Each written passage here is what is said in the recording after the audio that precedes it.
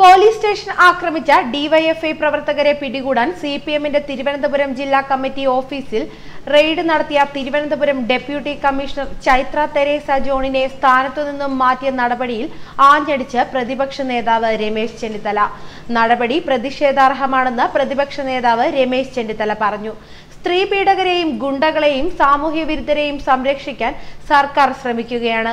നാഴികയ്ക്ക് 40 വട്ടം സ്ത്രീ സുരക്ഷയുടെ പേരിൽ വാചാലരാകുന്ന സർക്കാരാണ് ഒരു വനിതാ പോലീസ് ഉദ്യോഗസ്ഥയെ തന്റെ ഉത്തരവാദിത്തം നിറവേറ്റിയെന്ന പേരിൽ സാമാന്യ മര്യാദ പോലും കാണിക്കാതെ സ്ഥലം മാറ്റിയത്. പാർട്ടി തീരുമാനങ്ങൾക്ക് വഴങ്ങിയില്ലെന്ന പേരിൽ ഇതിനു മുൻപ് തിരുവനന്തപുരം കമ്മീഷണറെയും തലസ്ഥാനത്ത് നിന്ന് മാറ്റിയിരുന്നു. ഇത്തരത്തിലുള്ള സർക്കാർ നടപടി പോലീസ് ഉദ്യോഗസ്ഥരുടെ ആത്മവീര്യം തകർക്കും. ഗുണ്ടകൾക്കും സാമൂഹ്യ വിരുദ്ധർക്കും എന്ത് സംരക്ഷണവും ഈ സർക്കാരിൽ നിന്നും ലഭിക്കുമെന്നതിന്റെ സന്ദേശമാണ് ഈ നടപടി നൽകുന്നതെന്നും രമേശ് ചെന്നിത്തല പറഞ്ഞു. തിരുവനന്തപുരം മെഡിക്കൽ പോലീസ് സ്റ്റേഷന് നേരെ കല്ലെറിഞ്ഞ കേസിലെ പ്രതികൾക്ക് വേണ്ടിയായിരുന്നു ഡിസിപി ചൈത്ര തെരേസ ജോണിന്റെ നേതൃത്വത്തിൽ പോലീസ് സംഘം സിപിഎം ജില്ലാ കമ്മിറ്റി ഓഫീസിലെത്തിയത്. ഓഫീസ് സെക്രട്ടറി അടക്കം കുറച്ചുപേർ മാത്രമേ പരിശോധനാ സമയത്ത് ഓഫീസിലുണ്ടായിരുന്നുള്ളൂ. വിവരങ്ങൾ ചോദിച്ചറിഞ്ഞ സംഘം മുറികളെല്ലാം പരിശോധിച്ചു. പ്രതികളുടെ വീടുകളിൽ നിന്ന് ലഭിച്ച വിവരങ്ങളെ അടിസ്ഥാനമാക്കിയായിരുന്നു പരിശോധന. എന്നാൽ ആരെയും കണ്ടെത്താനായില്ല.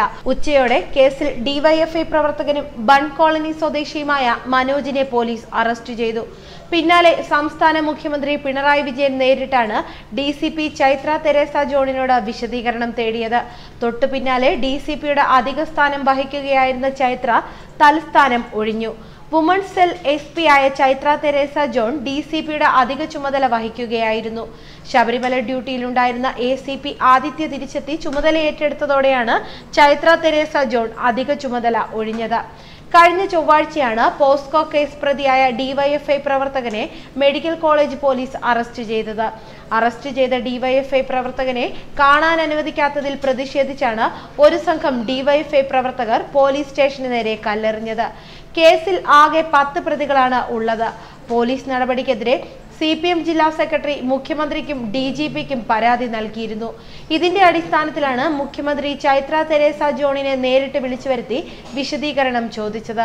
ഉണ്ടായ കാര്യങ്ങൾ DCP മുഖ്യമന്ത്രിയെ ധരിപ്പിച്ചുവെന്നാണ് വിവരം. ജില്ലാ സെക്രട്ടറിയുടെ പരാതിയിലാണ് കമ്മീഷണർ അന്വേഷണം നടത്തുന്നത്.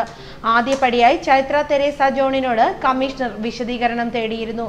BJPയുടെയും ശബരിമല കർമ്മസമിതിയുടെയും ഹർത്താലിനിടെയുണ്ടായ ആക്രമണങ്ങളിൽ ചൈത്ര തെരേസ ജോൺ കുറ്റക്കാർക്കെതിരെ കർശന നടപടിയാണ് എടുത്തത്. മാധ്യമപ്രവർത്തകർക്ക് നേരെയുള്ള അക്രമങ്ങളിലും പ്രതികളെ പിടികൂടി. SBI ട്രഷറി ബ്രാഞ്ച് ആക്രമണ കേസിലെ പ്രതികളെ പിടികൂടിയതും ചൈത്രയായിരുന്നു. പ്രതികൾ ഒളിവിൽ പോയപ്പോൾ NGO യൂണിയൻ ഓഫീസ് റെയ്ഡ് ചെയ്യാനും ചൈത്ര ശ്രമിച്ചിരുന്നു. ന്യൂസ് ഡെസ്ക് മലയാളി വാർത്ത.